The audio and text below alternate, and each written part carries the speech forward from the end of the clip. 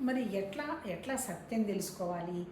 ఈ ఈ మానవ జన్మంతా తాత్కాలికం అని తెలిసిపోతుంది.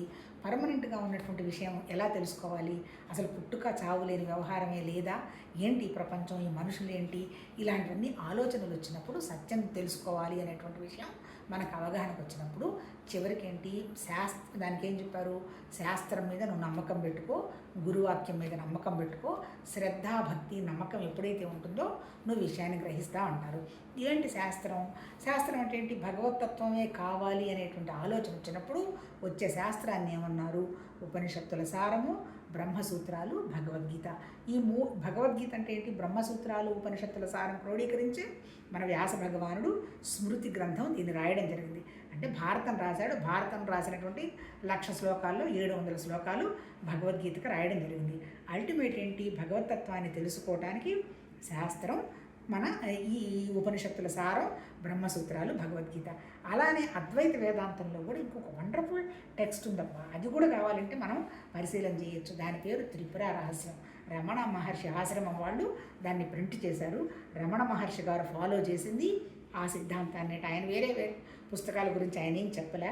ఏది మాట్లాడాల్సి వచ్చినా త్రిపుర రహస్యాన్ని రిఫర్ చేస్తారట. ఏంటి త్రిపుర రహస్యంలో చెప్పింది? ఉన్నదంతా భగవద్గీతలో చెప్పిందే. ఉపనిషత్తుల ఋషువులు చెప్పినటువంటి సిద్ధాంతాన్ని దాటలా ఉన్నదంతా కూడా ఒక జ్ఞానం. అంటే ఏంటి? జ్ఞానం అంటే ఏంటి? భగవతత్వం విషయం అనేటువంటి విషయంగా వండర్ఫుల్గా ఉన్నటువంటి ఒక జ్ఞానం. ఆ దాన్ని ఏమన్నారు? ప్యూర్ కాన్షియస్నెస్ అన్నారు.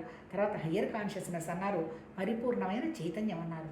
ఆ చైతన్యంలో నుంచే కంటికి కనపడుతున్నటువంటి ప్రకృతి అంతా వ్యక్తమైంది. అంటే సపోజ్ ఇప్పుడు ప్రకృతి ఆ చైతన్యం లేదు, ప్రకృతి ఉండే అవకాశమే లేదు. పోనీ ఉట్టి ప్రకృతి అంటే ఏంటి? సపోజ్ చైతన్యం ఉంది, ప్రకృతికి ఆ విషయం తెలియడం లేదు, అది ఉండే అవకాశమే లేదు.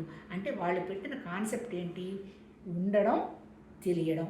అంటే ఉండడం ఏంటి? ఉన్నది ఉండబట్టే ఆ శక్తి, ఆ జ్ఞానం ఉండబట్టే కదా అసలు ఇదంతా ఒక నియతి ప్రకారం ఇలానే సృష్టి ఉండాలనేటువంటి ఆలోచన ఎలా వస్తుంది?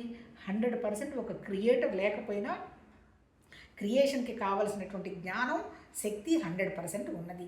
అదే ఇట్లా ప్రకృతిలాగా వ్యక్తమైంది. అంటే ఉండడము, తెలియడము. అక్కడ ఎలా అయితే వ్యక్తమైందే ఆ భగవతత్వం మన శరీరం, మన మనసు, మన జీవ సృష్టి కూడా అలానే వ్యక్తమైంది. నేనున్నాను అని నేను ఎవరికి నిరూపించుకోవాలి? ఆల్రెడీ నేనున్నా. నాది ఇది కాదు, నాది అది కాదు, ఇది కాదనన్నా ఈ ఇది కాదు, అది కాదు అని చెప్తున్నది ఎవరు? నేను అనేటువంటి ఒక జ్ఞానం. ఎట్లా ఉంది ఆ జ్ఞానం? అదేమైనా చేస్తుందా? ఏం లేదు. ఆ జ్ఞానం కూడా సాక్షిగా, నిశ్శబ్దంగా, నిరాకారంగా ఉంది, మనతోనే ఉంది. అందుకని ఇప్పుడు కానీ మనం తిప్పుతున్నదంతా ఎవరు? మన మనస్సు. మనసుకు నిశ్శబ్దం వస్తే మనం ఉండేది ఆ జ్ఞానం.